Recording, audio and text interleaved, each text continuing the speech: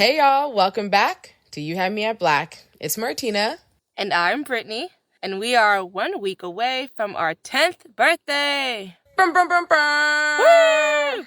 We've spent the last 8 weeks walking down memory lane and reminiscing about all of the stories and the moments that have made You Had Me at Black so special. And we've also had honest conversations about what the next 10 years can look like and what it will take to keep this thing going in a way that truly honors and cherishes our stories, the people who tell them, and the people who do this work. So we say all that to say that if you are down with You Had Me at Black, you belong in the Patron Circle. It's a community membership that keeps You Had Me at Black alive. And once you're in the circle, you'll get to hear new stories early before they're released. You'll be able to cop kickback tickets before they're available to the public. And you can join me each month for a podcast club where we'll chit-chat about the stories. Oh, that sounds nice. The doors open on May 18th, but let us know if you're planning to join the Patron Circle by getting on the waitlist. Visit youhadmeatblack.com. Alrighty, let's get into this week's story. It's called Acing Lessons in Sexual Liberation, and it comes from Paula. Now, Paula was having a good time, y'all. She was living her life, she was dating, and she was enjoying just being single. That's until a date from Plenty of Fish goes awry and triggers a journey of self-love and liberation. Heads up, this story includes description of sexual assault, threats of violence, and infant loss. So please take care while listening. And afterwards, stick around to hear from Paula herself as she reflects on what this story means to her all these years later. Here's what happened. I want you to breathe all this in. You're listening to You Had Me at Black. Black. Right in the heart of the city. Black. Man, Black. listen, man. Black.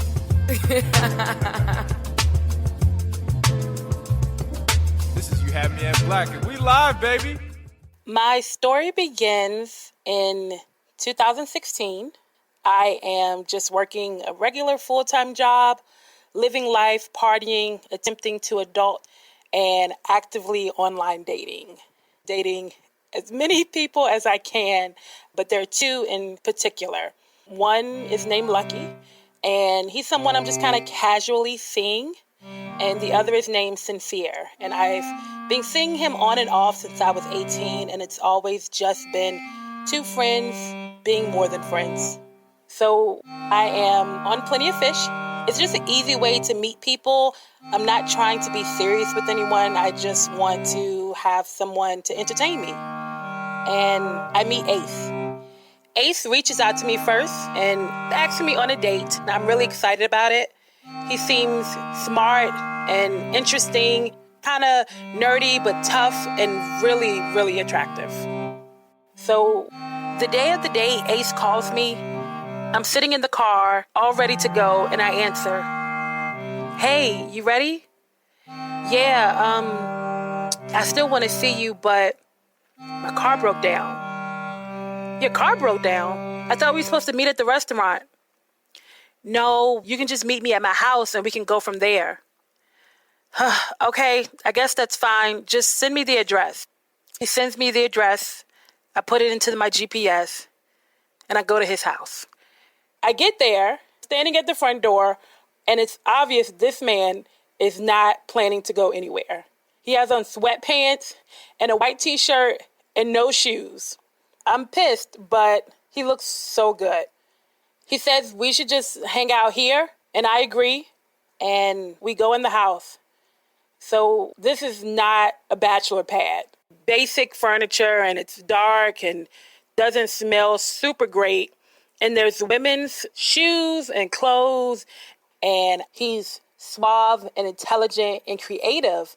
But the house I'm looking at looks like it's not cared about and unkempt.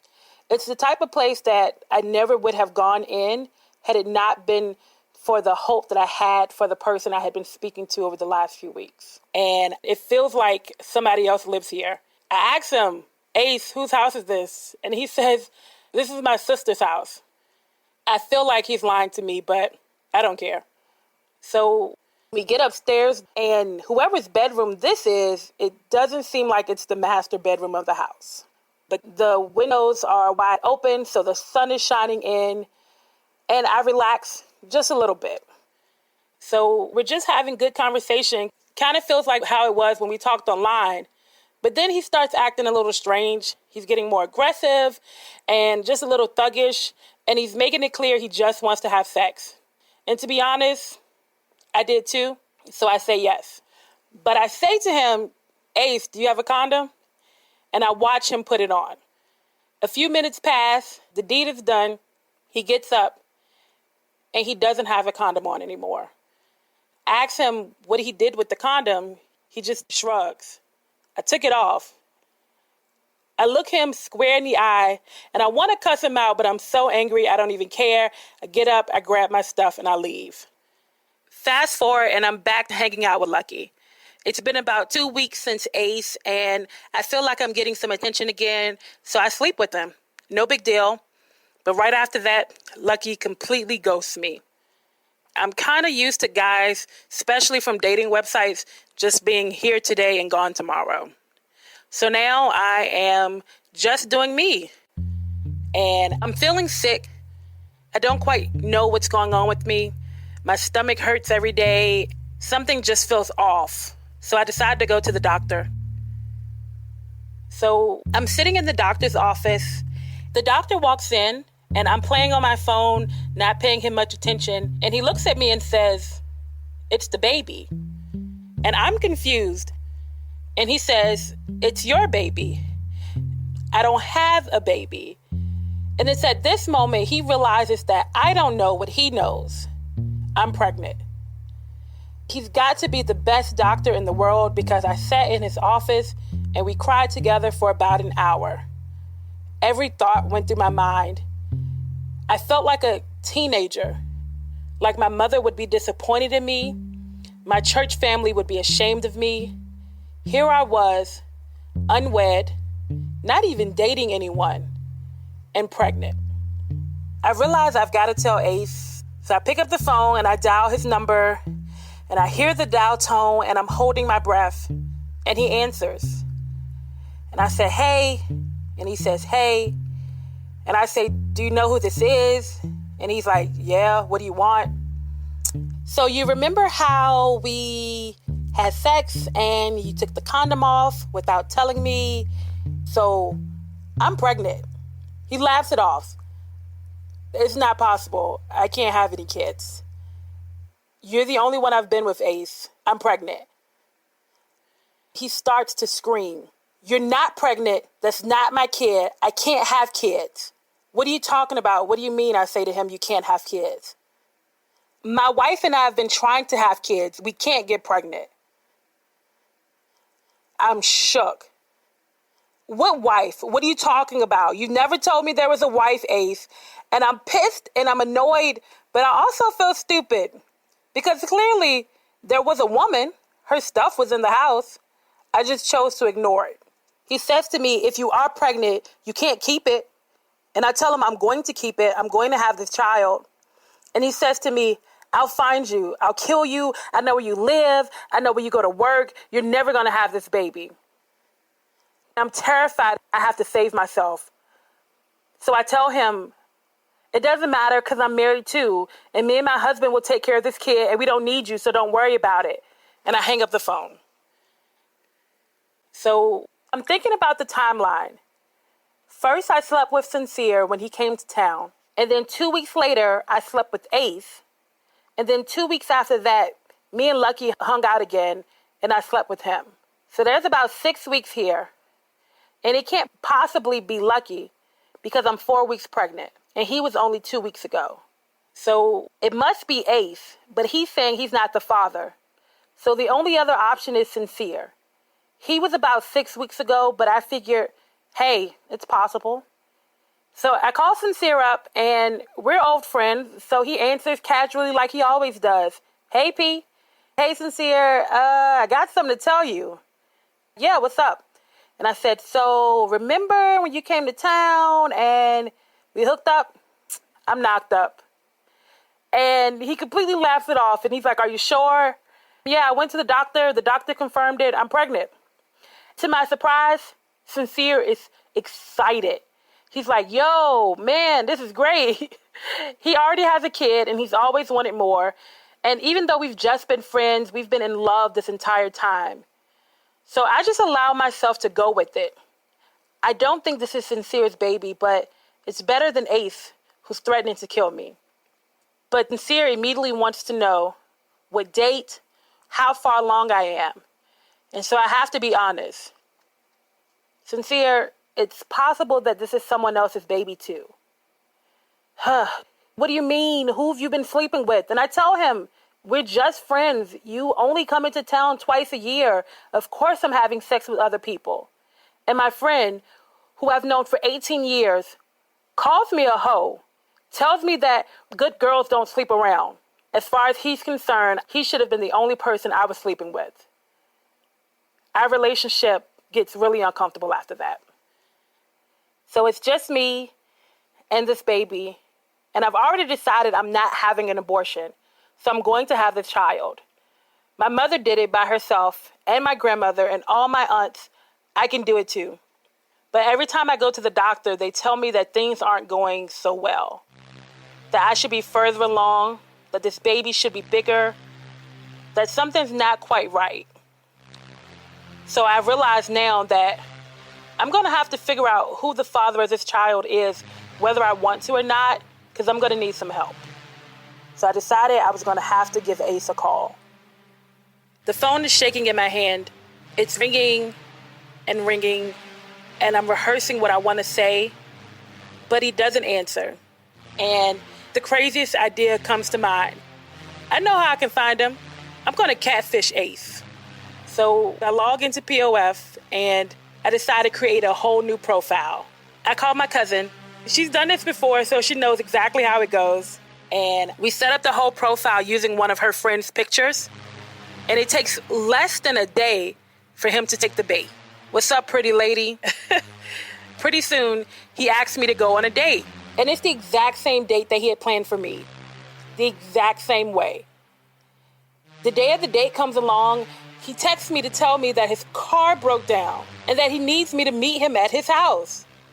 This was too easy. I asked him where, he sends me the address, and I completely shut down the account. So now I've got his pictures and his address in a whole file folder like I'm a spy, but I end up not needing any of it. Around the time of being 8 months pregnant, my son passes away. So I'm in the hospital room and I've just said goodbye to my son. My whole family is around me. We're grieving together. I've given birth and lost my child in the same night. And I think about letting Sincere know, even though I don't think this is his child, he's my best friend and I love him and I know he cares. So once everyone leaves the room, I pick up my phone to call him, but he doesn't answer. So I send a text. I gave birth, but he didn't make it. A few moments later, Sincere responds, I'm sorry for your loss.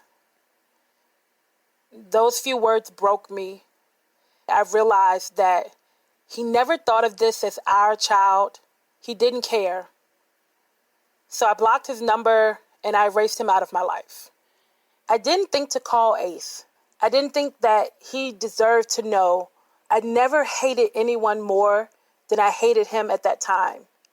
So I wasn't going to tell him that his son had died. I wanted all of them completely out of my life. Years later, and I'm back on Plenty of Fish, sitting at my computer, this time a lot smarter than before. I get a ding. I open up the inbox, and I see his eyes. I know exactly who it is. It's Ace. I open the message, and it says hi, and I respond, hey. He asks me, I thought you had a baby. Whatever happened to that kid? And I tell him, I had the baby. He doesn't believe me, so I send him pictures. Oddly enough, Ace seems surprised and excited. When am I going to see my son? And I tell him, whenever you want to. And then I send him the address. He doesn't know it, but it's the address to the cemetery. A couple hours later, I hear another ding in my inbox. It's Ace again. The message says, "What the hell is this?" And I tell him, "Your son died 2 years ago after I gave birth." He asks why I didn't tell him, and I tell him, "You should have been around." Ace and I don't speak again for months. Every now and again, he messages me on Facebook, email, text message. He finds me and he asks me about our son. Sometimes I give in and I tell him everything I know. Sometimes I'm angry and I feel like he's taunting me. One time he said, "Me and my wife aren't even together. Me and you should be together." Another time he tells me, "We should try to have another one." I don't think he realized how hurtful that was. I know I should, but I can't seem to shut him out. For me, he's the only other person who's connected to my son. Every time I look at his face, I feel like I'm seeing what my child would look like as an adult. When I hear his voice, I feel like I'm talking to him. I just can't seem to let it go. After my son's death, I wasn't doing well. I sunk into a really deep depression. I felt undone and broken and had changed the course of my entire life. Quit my job, moved out of my house, did everything I could think of to make myself feel better.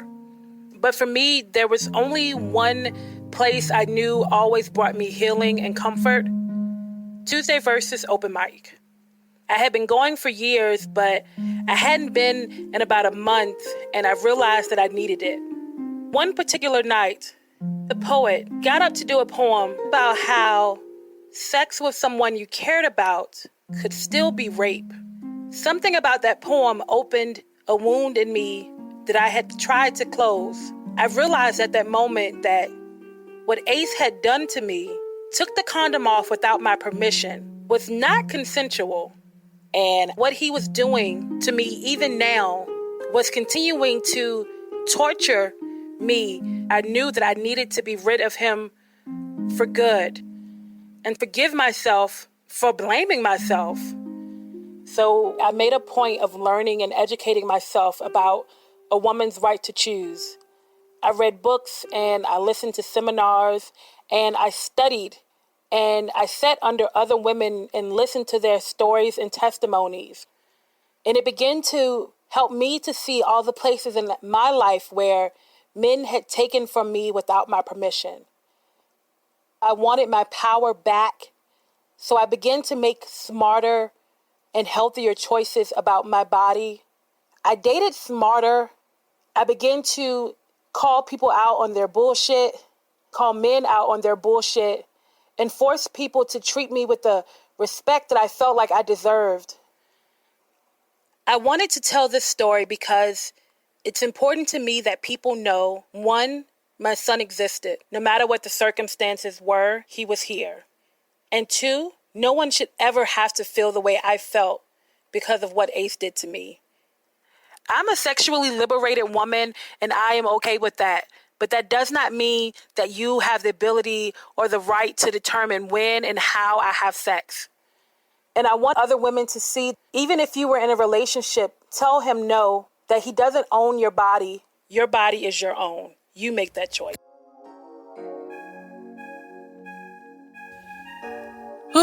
This story took me on an emotional roller coaster, okay? Yo, tell me about it. I remember hearing Paula's story for the first time. You produced this story. You recorded with her and everything. What was that like? I mean, I feel like there are just so many moments in it that you just kind of sit up and you're like, bitch, what? Mm-hmm. What? You know what I mean? Mm-hmm. It's like over and over, you just think it can't like top itself. Yeah. And then the story tops itself. You know what I mean? So Yeah. it's like, it's heartbreaking and gripping, which is, you know, I feel like it's weird to say about a story that's heartbreaking. Yeah. That is gripping, but Paula taking us on a full journey, you know, of just growth and empowerment. I think this is one of those stories that remind you of why it's good to revisit different stories from time to time. Because each time I've listened to this, the story hits differently, you know? Mm-hmm. Yeah. Yeah. Like for me listening to it now, the way that Lucky and Sincere and Ace all discarded Paula and like slut shamed her, that was really difficult for me to hear. I felt like really sensitive to it. Listening to it now, not that it was any easier to listen to in the past, but that just really struck me differently right now. Even hearing some of the internalized misogyny that I didn't flag as much when we were recording and when you were working through the story back then. Yeah. Just listening to it now and thinking it from an editor's lens, it's a story that also makes me think a lot about like, what does aftercare look like? What should aftercare look like? You know? Like aftercare of telling the story. Yeah. I agree. Because the first time going through it with her, I wanted to just really be like, holy shit, like, I love you, girl. Like, you know what I mean? Yeah. Like, I just want to support her and be there for her. Yeah. Yeah. I think that, you know, when you hear her, what happened to her, I don't think a lot of us would automatically think abuse. And literally I had, when I was re-listening to it, I had a thought of, I wonder how many people heard this story and realized that they were also survivors of abuse. And so I just think that's really important. And I love how she talked about community as her way of healing and going back to things that she loves as a form of healing. So I just think that was really powerful. I 100% agree with you. I think that listening now, I'm like, oh, I wish there was more some like aftercare for Paula, also aftercare for the audience. This is just one of those stories that if you listen to it and you see yourself in the story, I wouldn't want somebody to walk away and just kind of like be alone in handling that. I think we could have been more thoughtful in directing people toward resources or just not leaving this story in people's laps and them having to kind of process on their own and not knowing where to turn, you know? Yeah. I don't think we gave a content warning. Like, that is crazy. Yeah. So those are just some of the things that were circulating in my mind that I'm like, I think today... We live, we learn. Exactly. Today, I would do it differently. So we aired the story in 2019. And 3 years later, Paula emailed us with an update. Ooh. And I just want to read a little bit of it. Yes, please. She was like, "Thank you for letting me tell my story, release my pain, and open myself to new beginnings. New love, new family, new business, new city, new joy, along with photos." Oh my gosh. And when I got the email, I like screamed and it was great. So I love that. Yes, I'm so proud of how she came out of this and, just sending lots of love to her and to her family and rest in power to her baby son. Yes. And I think this is a good time to kind of pass on over to Paula to share her reflection because she has, more updates. Absolutely.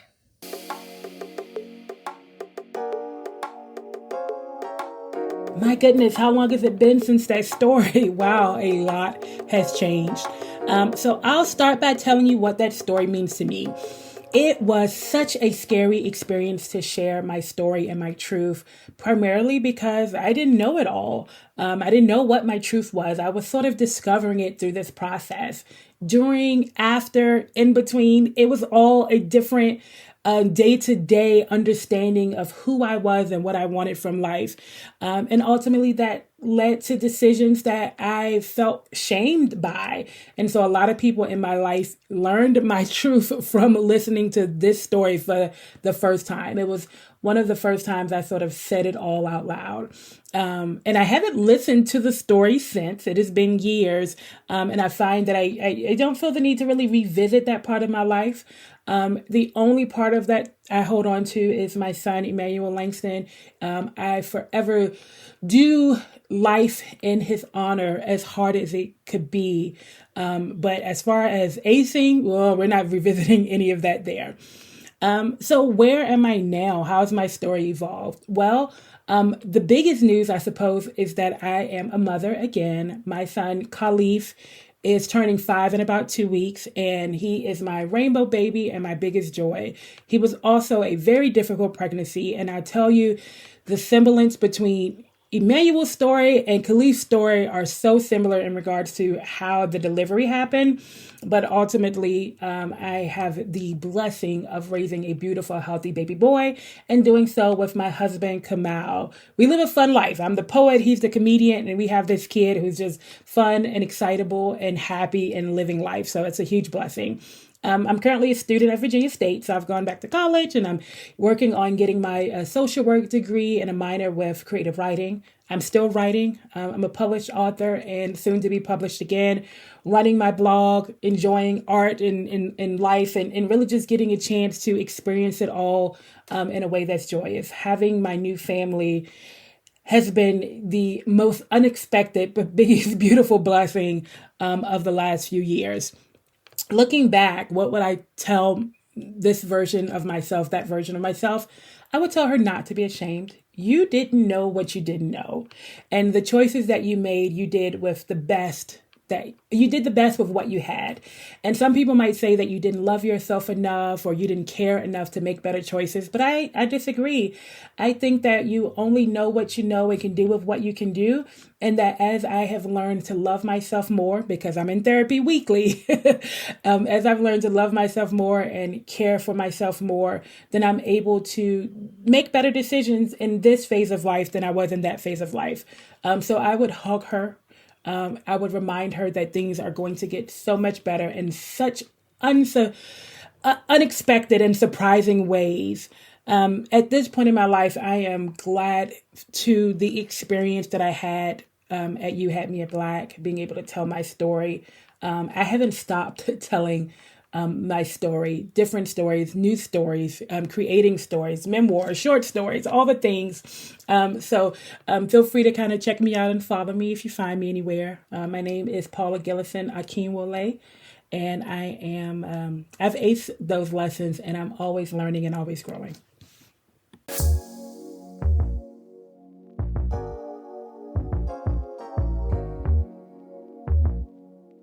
This story aired in March 2019 as part of our 6th season. When I think of Paula, I think of the power of telling stories to heal us, to connect us, and to liberate us. Maybe a year or so after this story aired, I actually changed You Had Me at Black's mission to reflect that. At the end of the day, I do this work because I believe that believing you have a story worth telling is believing that you are worthy of freedom, worthy of something more. And I believe that finding the confidence to speak your truth is the first step to having the confidence to change your world. And if you can change your world, you can create new worlds.